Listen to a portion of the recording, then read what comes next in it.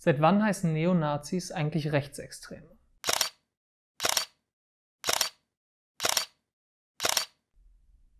Ich meine, es gab ja genug Alternativen. Neonazis, Rechtsradikale, Faschisten.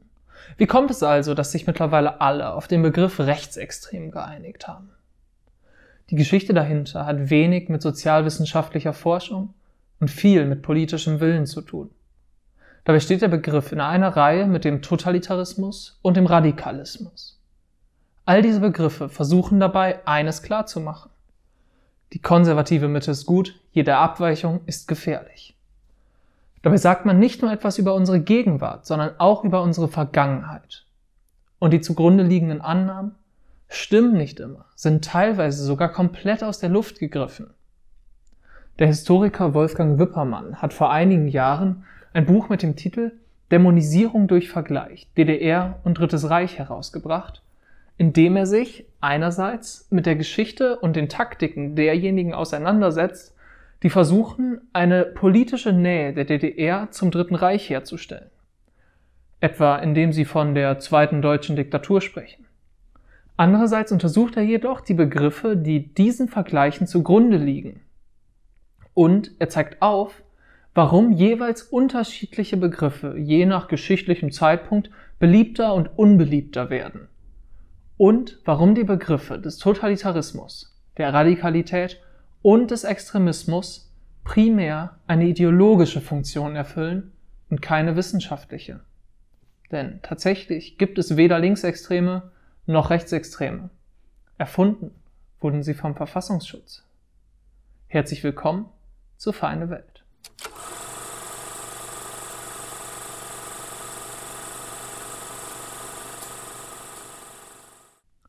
Italien 1923. Hier können wir auf den Ursprung der Gleichmacherei von links und rechts schauen. Denn hier begründete der Liberale Giovanni Amendola die Totalitarismus-Theorie. Er bezeichnete den italienischen Faschismus wie auch die leninistische Sowjetunion als totales System. Gemeint war, dass die Machthaber eine totale Herrschaft anstrebten, also nicht bloß die politische, sondern auch ökonomische, religiöse und kulturelle Macht an sich reißen wollten. Die Frage ist nun, inwiefern das denn tatsächlich erhellender ist als der Faschismusbegriff. Der grundsätzliche Unterschied liegt vor allem in Bezug zum Kommunismus. Während die Bezeichnung des Faschismus klar macht, dass die Ideologie des Kommunismus ihr selbst diametral entgegensteht, soll der Totalitarismus auf eine formelle und inhaltliche Ähnlichkeit hinweisen. Seine besonders antikommunistische Note bekommt das Ganze, wenn auch die Verbrechen der einzelnen Staaten aufgewogen werden. Etwa wie bei dem einflussreichen deutschen Historiker Ernst Nolte, der den, Zitat, Rassenmord der Nazis mit dem, Zitat, Klassenmord der Kommunisten gleichsetzt. Wolfgang Wippermann weist aber gleich zu Beginn seines Buches darauf hin, dass dieser Vergleich nur möglich ist, wenn man von der Shoah und dem Zweiten Weltkrieg absieht. Wer also die DDR mit dem Dritten Reich vergleichen will, muss an jeden Satz, in dem Gemeinsamkeiten dargestellt werden, also abgesehen von Shoah und Weltkrieg, anhängen und degradiert beides damit lediglich zu Ausrutschern, statt sie als integralen Teil des einen faschistischen Systems anzuerkennen. Aber zurück zum Begriff. Auch Hannah Arendt gilt als Vertreterin der Totalitarismustheorie, weil sie im letzten Teil ihres Werkes Elemente und Ursprünge totaler Herrschaft, die kommunistischen und faschistischen Regime, als zwei Auswüchse desselben Systems beschreibt. Gekennzeichnet seien die beiden Systeme vorrangig durch grenzenlosen Terror und eine herrschende Ideologie. Wippermann weist nun darauf hin, dass die fehlende Differenzierung zwischen kommunistischer und faschistischer Ideologie in der Folge auch verkennt, was die Funktion des Terrors war. Denn die kommunistische Lehre vom Klassenkampf funktioniert qualitativ anders als die faschistische vom Recht des Stärkeren. Und der kommunistische Terror zielte auf politische Gegner, während der faschistische Terror eben nicht die bessere Beherrschung der Gesellschaft, sondern die Homogenisierung der Gesellschaft durch die Vernichtung vermeintlich der Gesellschaft äußerlicher Elemente zum Ziel hatte. Auch auf wirtschaftlicher Ebene lassen sich die beiden Staaten nicht vergleichen. auch wenn manch unbelesener Liberaler gern einmal auf das Wort Sozialisten in Nationalsozialisten hindeutet. Denn während die Wirtschaft der Sowjetunion größtenteils unter politische Kontrolle gebracht wurde, behielt sie im Dritten Reich bis zum Schluss weitgehend ihre Autonomie. Mindestens genauso spannend wie die begriffliche Falschheit des Begriffs bleibt jedoch auch seine Geschichte, die bereits darauf hindeutet, dass es sich hier, genau wie bei den Begriffen, die ihn ablösten, um einen ideologischen Begriff handelt. Denn tatsächlich wurde die Forschung, die sich mit der Totalitarismustheorie befasste, in den USA 1941 pünktlich zum Eintritt der Sowjetunion in den Kampf gegen Deutschland nahezu komplett eingestellt, um dann 5 Jahre später, mit Beginn des Kalten Krieges, wieder in ganzer Fülle aufgenommen zu werden. Der Begriff verlor dann nach dem Tod Stalins und der innen- wie außenpolitischen Entspannung an Popularität. Einfach weil die scheinbaren Gemeinsamkeiten zwischen der Sowjetunion und dem faschistischen Deutschland so gering wurden, dass es langsam absurd wurde, sie zu vergleichen. Ganz aufgeben konnte man den Antikommunismus aber natürlich nicht, weshalb man schnell eine Alternative im Begriff Extremismus gefunden hat. Das Besondere an dem Begriff des Extremismus, wie auch dem des Radikalismus, ist, dass sie beide nicht auf wissenschaftliche Forschung, sondern auf den Verfassungsschutz, also direkt auf die Politik zurückgehen. Wikipedia erklärt uns: In der Bundesrepublik Deutschland wurde die Unterscheidung zwischen den Begriffen radikal und extremistisch vor allem durch das Bundesverfassungsgericht und die Verfassungsschutzämter geprägt. Sie hat sich inzwischen auch bei den Trägern der politischen Bildung und in den Schulen weitestgehend durchgesetzt. Wen das nicht aufschrecken lässt, der sollte sich Gedanken machen, ob er selbst denn noch auf dem Boden der Verfassung steht. Aber zurück zu dem Begriff. Lange Zeit wurde im gesamten politischen Raum von Radikalen gesprochen. Zu sehen etwa im Radikalenerlass. Der Begriff eignete sich aber darum nicht so gut, weil er eigentlich nur bedeutet, dass man die Probleme an der Wurzel packt, was eigentlich nicht antidemokratisch, sondern vielmehr Pflicht der Politik sein sollte. So kam es dann durch den Verfassungsschutz zum neuen Begriff des Extremismus, der, genau wie die Totalitarismustheorie, eine formelle und teilweise auch inhaltliche Ähnlichkeit zwischen links und rechts bezeichnet. Dabei ist der Begriff aber gleich dreifach falsch. Einerseits rechtlich, andererseits historisch und schließlich auch empirisch. Also der Reihe nach.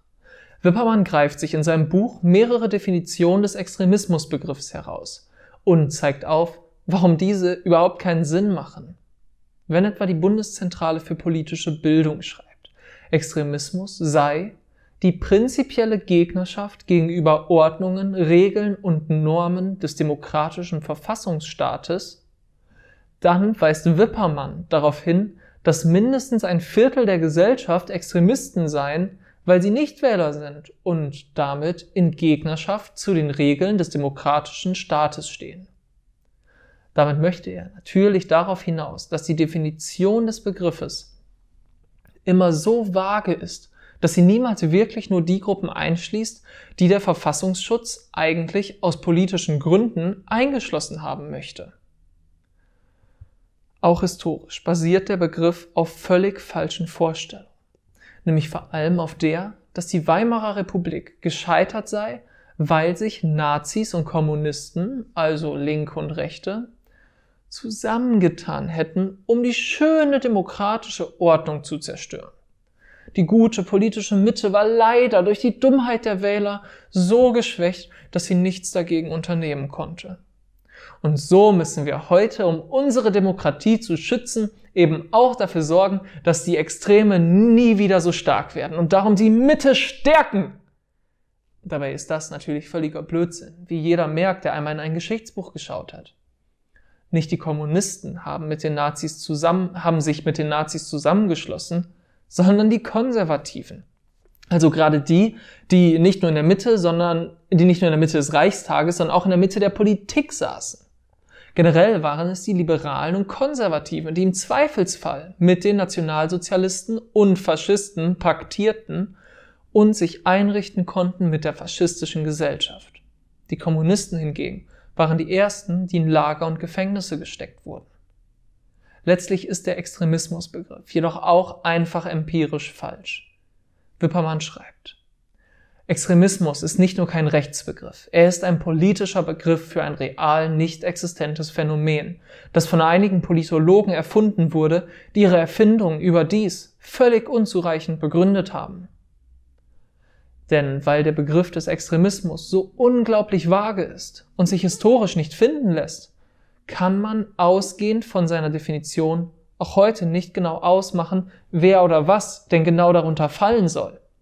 Denn niemand würde sagen, ich sei Extremist, wenn ich die Aufteilung des Staates in einzelne Bundesländer kritisieren würde oder wenn ich für die Erweiterung der EU zu einem Bundesstaat plädieren würde.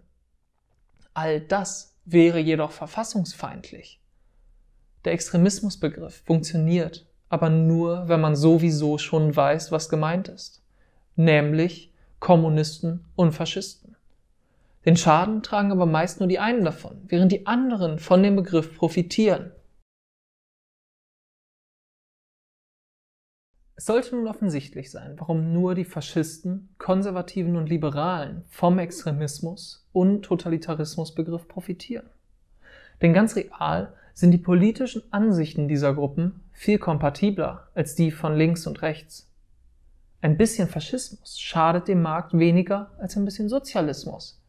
Und die Ansichten, die Faschisten vertreten, also der Antifeminismus, Antikommunismus, Rassismus und Antisemitismus, sind Ideologien, die auch hinreichend in der politischen Mitte gefunden werden können. Und diese Ideologien können mit Hilfe des Extremismusbegriffes leichter durchgesetzt werden. Indem man sich nämlich von den extremsten Auswüchsen dieser Ideologien wegen ihrer antidemokratischen Verfasstheit abgrenzt, macht man deutlich, dass es kein grundsätzliches Problem mit ihnen gibt, solange sie nur nicht ganz so drastisch dargestellt werden. Das Problem ist die Abweichung von der Norm, die Lösung für Faschisten darum einfach: die eigene Ideologie zur Norm zu machen. Die Linke hingegen kann sich noch so sehr im liberalen Establishment einschleimen. Sie ist antidemokratisch, einfach weil sie links und damit extremistisch ist. Denn die kommunistische Ideologie steht ja, anders als die faschistische, dem kapitalistischen Staat ganz reell entgegen. Der Kommunismus lässt sich nicht mit der konservativen Mitte vereinen. Der Faschismus schon, wie es sich geschichtlich auch gezeigt hat. Besonders dumm ist es darum auch, dass Linke den Schwenk von der Benennung der Faschisten als etwa Neonazis hin zu Rechtsextremen mitgemacht hat und selbst fast ausschließlich von Rechtsextremen spricht. Tut man das, sollte man sich anschließend nicht wundern, wenn liberale Artikel schreiben, deren Titelzeile lautet: Der Rechtsextremismus ist fraglos die derzeit größte Bedrohung für die Sicherheitslage in Deutschland. Gerade auch deshalb sollte man beim Linksextremismus ebenso genau hinsehen. Denn wer den Begriff des Rechtsextremismus konsequent weiterdenkt, landet notwendigerweise auch beim Linksextremismus. Obwohl es beide real eigentlich gar nicht gibt.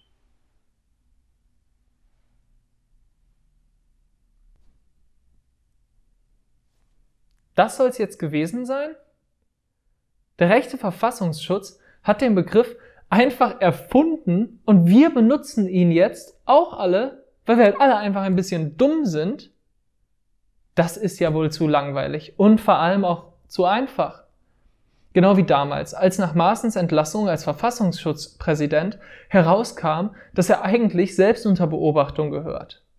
Die deutsche Linke hätte da eigentlich ihren großen Auftritt haben können. Alle hätten ihr gedankt, es gäbe Beifall, hätten wir mal früher auf euch gehört und so weiter und so fort.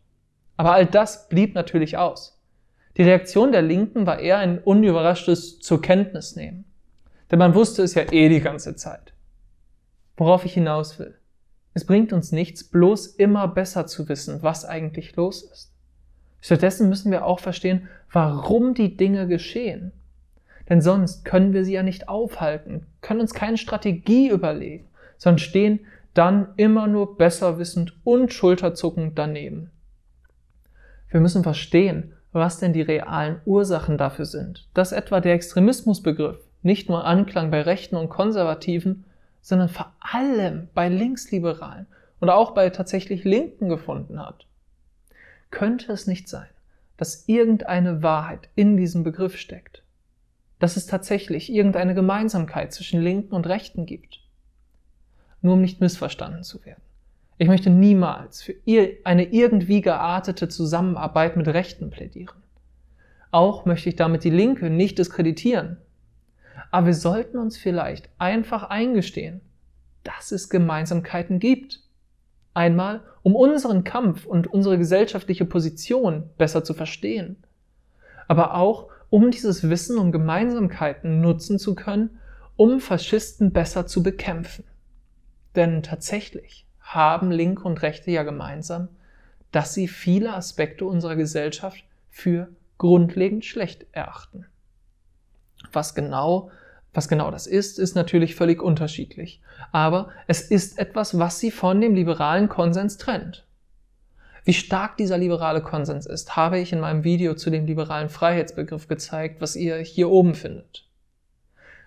Mich hat überrascht, wie überrascht, alle über die Zusammensetzung der TeilnehmerInnen der Corona-Demos waren.